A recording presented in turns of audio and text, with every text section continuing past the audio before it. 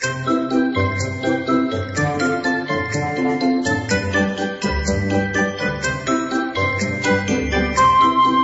Annalisa Bertudaso, caregiving student of SAS and Quezon City. Now I will do our turn demonstration on how to do gowning and gloving. Gowning and gloving yourself happens after the surgical hand scrubbing prior entering the OR to prevent the transfer of ancient microorganism. Once inside the OR, dry hand with sterile towel. The circulating nurse is standing on the opposite side of the table will assist the scrub nurse in opening the wrapper of the sterile gown. The circulating nurse can only touch the folds of the towel, and after that, the circulating nurse will back for the area to maintain the sterility of the gown.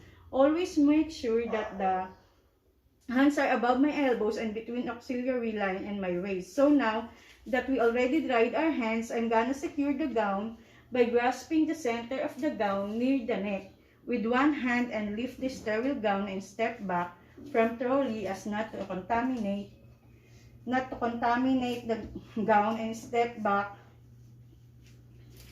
from the trolley as not to contaminate the gown. Insert the hands in sleeve. We need to be careful not contaminate the hands and arms.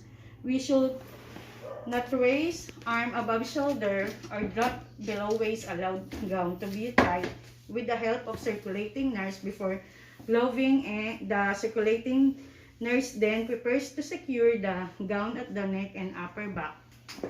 The circulating nurse also then ties the waist level at the back to secure the gown. Keep hands inside sleeve of gown at all times, and at this point I'm gonna glove. So with my hands still inside the gown cuff, open glove pocket and lift first glove by the cuff. Place on opposite hand forearm with thumb facing downwards.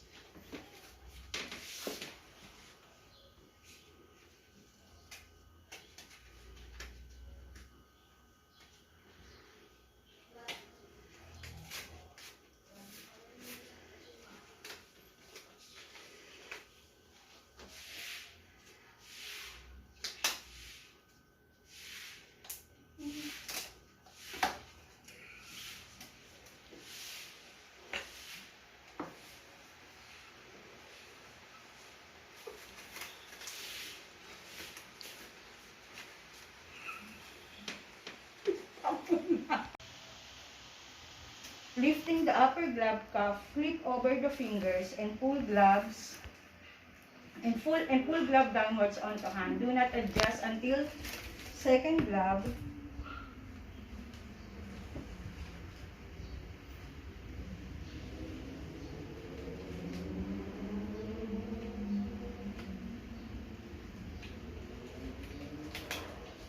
Until second gloves is in place. Place the process of the opposite.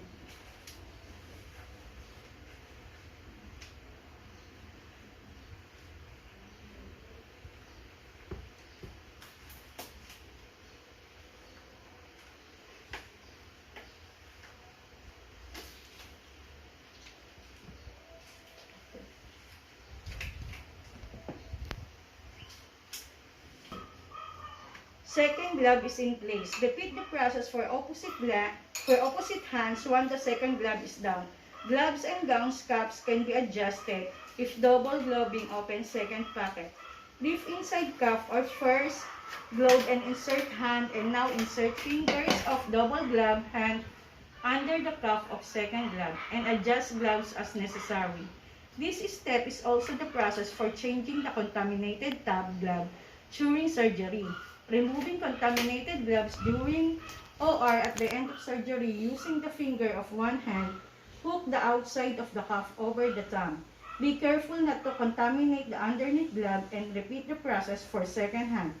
If the circulating practitioner is unavailable to remove gloves, pull first the glove off, then second glove, ensuring under gloves are not contaminated by top gloves, and safely discard.